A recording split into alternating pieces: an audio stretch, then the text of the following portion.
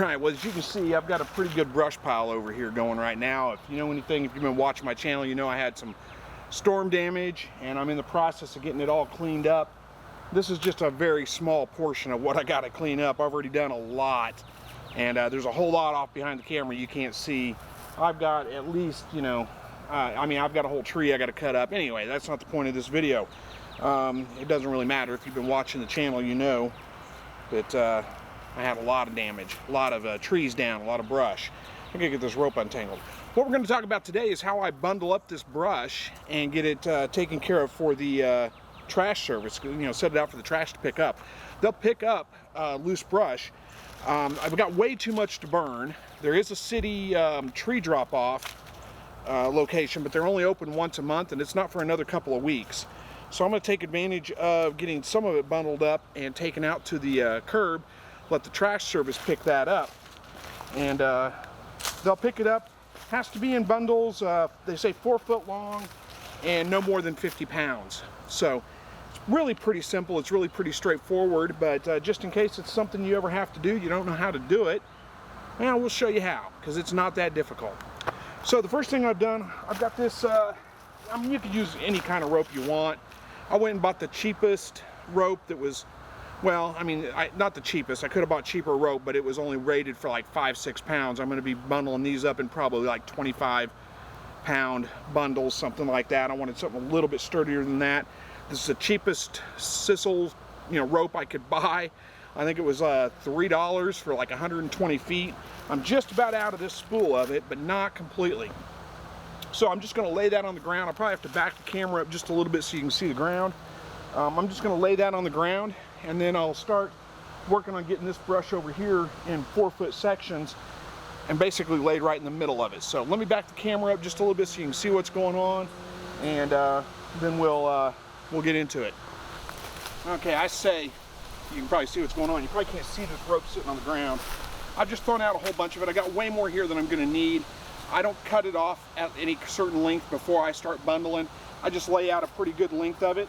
Then I'm going to start grabbing brush and getting it down to about 4-foot sections. Now, I don't think anybody's coming by with a tape measure and measuring this stuff out, so I'm just kind of guesstimating where 4 foot is, but that's going to be pretty close. I've got a pretty handy tool. This stuff, they'll take anything up to about 4-inch diameter, but these are nowhere near 4 inches. This little, I don't know what, Gilly, I don't know what it is. It's probably, a knockoff. There's probably several different brands, but this little battery-powered chainsaw, bought for my wife, and I used it, I think, probably more than she did. This is so handy for this kind of stuff. So basically, I'm just going to guesstimate where about 4 feet is, somewhere right around in there, probably. Right about there, let's say. I don't want to make them too long. I'll go a little bit on the shorter side. It just works great for this kind of stuff. So that's probably a little bit on the short side, actually, but that's okay. So we'll go right about there. And then I want to take off some of these side branches. Now, if this stuff's dead, you can just snap them off or bend them back and get them collapsed in. I tend to do that quite a bit. Still a little bit green, so some of these I can't bend off. So I'll just take the chainsaw, go to town. And then all I do, where's my rope? Oh, my rope, I must have grabbed it with the tree. So I'm going to lay the rope out here, whatever twine rope, whatever it is you're working with. And then I'm going to lay down these branches, there we go, right about in the middle of the branch. Half of it on one side of the rope, half of it on the other side of the rope. And then you can get smaller pieces in the middle. I'm going to be bundling all this stuff up so it will kind of compact down. I can just break these branches here probably. Once they're broken, they'll lay down a little bit better. And it really is easier if you don't have quite all that bulk to them to get them to bundle up a little bit. That's probably good enough. I can go back through and trim some of it up if I want to a little bit later. So,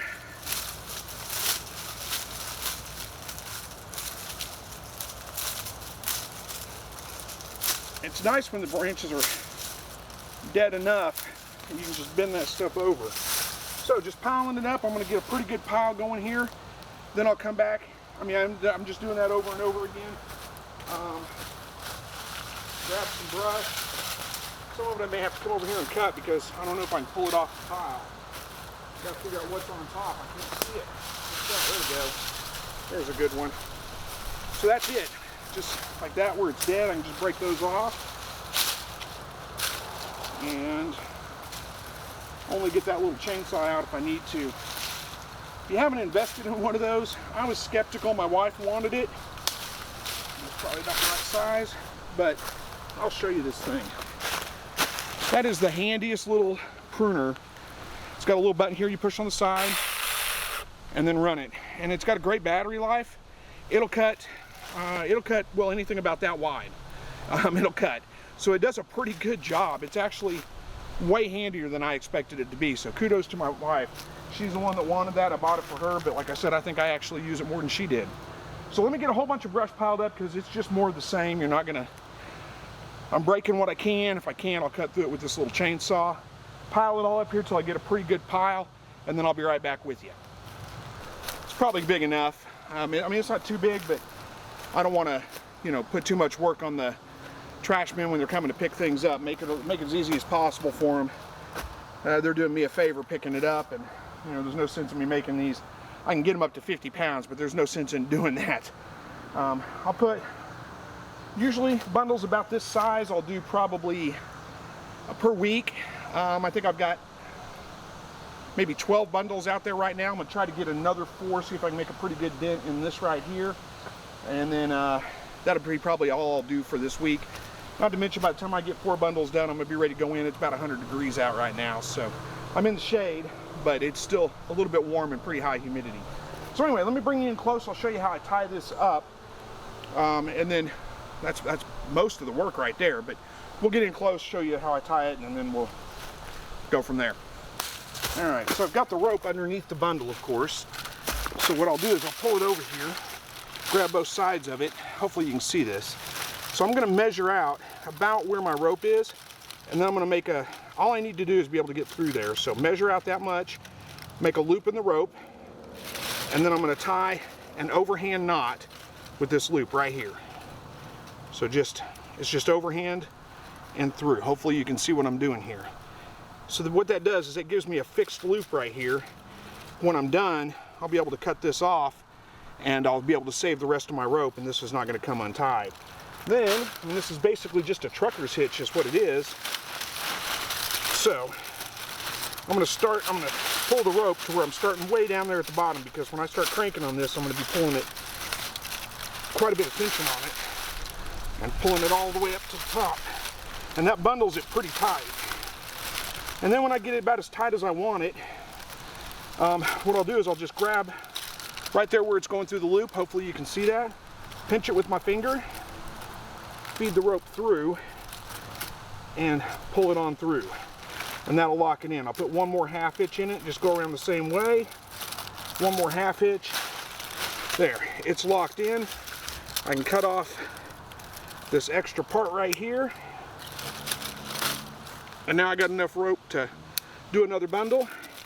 And these are all bundled up. I just need one rope on it. If I was gonna be stacking this stuff up and saving it for myself, I'd probably do it in longer sections, put 2 ropes on it just to be sure. But even this little stuff here that's not very long, as long as you put it kind of in the middle, it'll hold and it'll stay.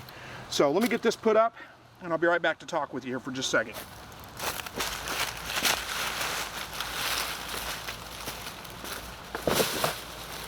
All right, work on just a couple more. I will show you something though. Here, let me bring you over here. All right, so you may be able to see this rope. I've got it tied on to the side of my poly cart here. So I'm gonna stack this brush up, and then I'll do is I'll throw this over, run it through the other side, bring it back through this loop. Basically tie the same kind of knot that I just showed you. But this time, instead of tying it as a half hitch, I'll tie it as a loop so it can be untied. The other thing I do, this knot here in the middle is a slip knot, so it's easy to get undone. If you tie an overhand knot in your rope, you're never going to get it undone. Now I don't care when I'm tying it on here because that's all going in the trash. It doesn't matter. But if I'm going to keep this rope or I want to untie it at some point, just make a slip knot. So you just make a loop, fish part of the rope through there, And, oh, I got it backwards. You'll know you get it backwards. I do this all the time. If you're holding on to the rope that's attached to whatever you're attaching it to, and you pull on it and it tightens down on your finger like that, you got it backwards. So, let me undo that.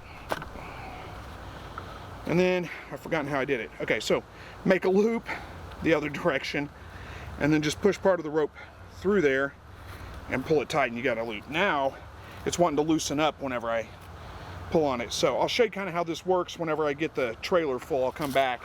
No sense in you watching me bundle up a much more brush. So let me get you know, a couple more bundles done, thrown in here. When it gets time to pull this off and I get time to tie it down, I'll bring you back and I'll show you kind of how I use this, that same knot, but slightly different so I can get it untied quick release. I'll show you that. It's pretty simple, pretty straightforward, but I'll show you anyway. Well, that's a pretty good load. I'm getting all kinds of hot and sweaty anyway, so probably good enough. Try to get about an hour and a half. It's worth of work in at the end of the day. Sorry, I'm out of breath. Hour and a half's worth of work in at the end of the day as the sun's starting to go down, but it's been cooler out lately, and it's hot out today. So I'm gonna call it quits with this one. But here, let me show you. This is the exact same knot that I tied to tie these bundles together, just slightly modified. I already showed you, you tie a slip knot for the loop instead of a fixed loop, because you can untie it that way.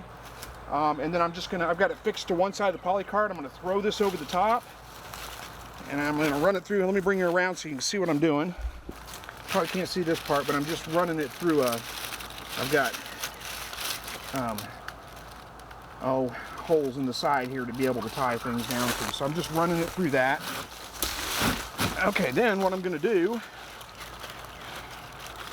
hang on, let me fix this. I pulled too much, pulled my loop a little bit loose. Here, let me get the camera up a little bit higher. We'll see if we can show you. Hopefully you can see what I'm doing. So here's my loop. So I'm gonna take my rope that I ran through the other side, a hole on the other side, fish it through that loop, and then pull it. And I can pull it pretty tight. That's probably tight enough. I just need to hold this stuff on. Instead of, I'm still gonna do a half hitch here, but instead of pulling the rope all the way through, I'm just gonna pull it like a loop right there, and that'll hold. To untie it, all I gotta do is grab this tag in and just pull on it, and it pulls loose. Sweat out of my eyes. I don't know why sweat always rolls into my eyes, but it does, especially with wearing glasses. Well, like I said, this is gonna be about it for today. Not that you need to see me bundle up any more brush or any of those kinds of things.